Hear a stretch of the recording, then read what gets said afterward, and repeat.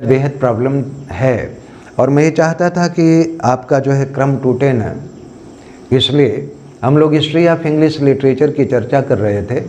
तो आज का टॉपिक है, हम लोगों ने एलिजाबेथन दौर के साहित्य और एलिजाबेथन एरा को पूरी तरह से डिस्कस कर लिया।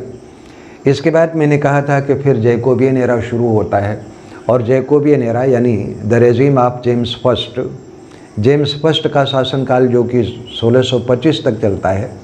साहित्य में कोई बहुत बड़ा परिवर्तन नहीं, बल्कि जो साहित्यिक रुझान एलिजाबेथन दौर में थी वही कंटिन्यू रहती हैं 1625 तक। तो साहित्यिक रूप से एलिजाबेथन पीरियड को हम 1625 तक का मानते हैं। और जेम्स फर्स्ट के बाद, मृत्यु के बाद 1625 में कार्ल्स फर्स्ट जो उसका बेटा था वो सिंहासन पर बैठा। लेकिन उसके दौर में कुछ कैवेलियर पोएट्स हुए, यानी साहित्य में कोई बहुत बड़ा परिवर्तन देखने को नहीं मिलता है। लेकिन रेस्टोरेशन एरा में, या जिसको हम एज ऑफ ड्राइडन भी कहते हैं, यहीं से साहित्य में कुछ विशेष परिवर्तन शुरू हो जाते हैं। तो थोड़ा सा बैकग्राउंड जो है, restoration era is also known as age of Dryden.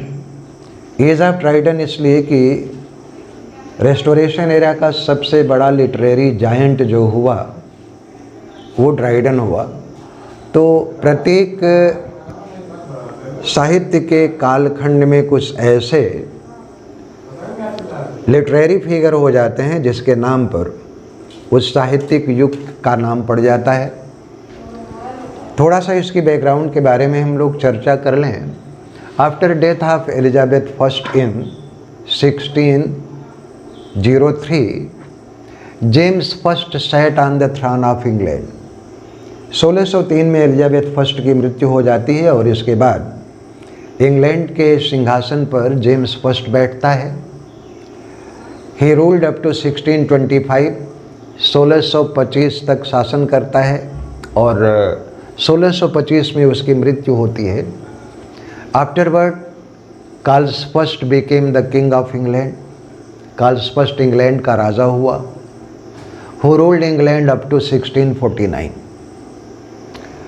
जिसका शासनकाल 1649 तक का है। लेकिन ये ध्यान रखिएगा कि 1625 से लेकर के 1649 तक अंग्रेजी साहित्य में कुछ महत्वपूर्ण घटित नहीं हुआ। लेकिन कार्ल्स फर्स्ट ने अपने पिता जेम्स फर्स्ट की गलत नीतियों का पालन किया। परिणाम ये हुआ कि 1649 में ऑक्सफोर्ड के स्क्वायर में उसकी गर्दन काट दी गई and he was beheaded। And after with his beheading the Commonwealth regime started under Oliver Cromwell. 1649 में जब कार्ल्स फर्स्ट की गर्दन काटी गई, इसके बाद इंग्लैंड में ओलिवर क्रॉमवेल के नेतृत्व में कॉमनवेल्थ रेजिम की शुरुआत होती है। कॉमनवेल्थ रेजिम को हम एक तरह से प्योरिटन एज भी कहते हैं। His regime 1649 up to 1659 is often known as Puritan era. Puritan इसलिए कि जीवन में पूरी तरह से पवित्रता का और संयम का पालन किया गया, जीवन बड़ा कठोर बना दिया गया, इसीलिए इसको जो है हम प्योरिटन को हिंदी में कहते हैं पुरातन पंथी, जो प्राचीन संस्कारों से बधा हुआ है, जो जीवन में संयम और पवित्रता का आचरण करता हो, उस ऐसे लोगों को प्योरिटन कहा जाता है। तो कॉमनवेल्थ रेजिम को ही अक्सर हम प्योरिटन एरा के नाम से जानते हैं। The greatest literary figure of this period was Milton. Milton इस दौर का सबसे बड़ा साहित्यिक व्यक्तित्व था और ब्रैकेट में मैंने लिख दिया है will be discussed separately in detail. Milton को, चूँकि ये TGT में ये डिटेल में है, तो मैंने शेक्सपियर को ड्रॉप किया है और मिल्टन को ड्रॉप किया है। इन दोनों राइटर्स की बाद में हम लोग चर्चा कर लेंगे। Oliver Cromwell ruled England with iron hand. Oliver Cromwell ने बिल्कुल बड़ा सख्त शासन किया इंग्लैंड के ऊपर। Even personal liberty of people was band यहाँ तक कि जो व्यक्तिगत आज़ादी थी लोगों की, अंग्रेज जनता की, वह बैन हो गई। Simplest means of entertainment such as theatres, जो सरल से सरल मनोरंजन के साधन होते हैं, जैसे कि लोग थिएटर जाते थे, नाटक देखते थे। Even dramatic activities were band by closing of theatres. Theatre के साथ साथ जो है ड्रामेटिक एक्टिविटीज़ जो है वो भी बंद हो गई। People had to lead austere life, लोगों को बड़ा ही कठोर और संयमित जीवन जीना पड़ा। As a result people felt suffocated, और परिणाम ये हुआ कि लोग घुटन महसूस करने लगे।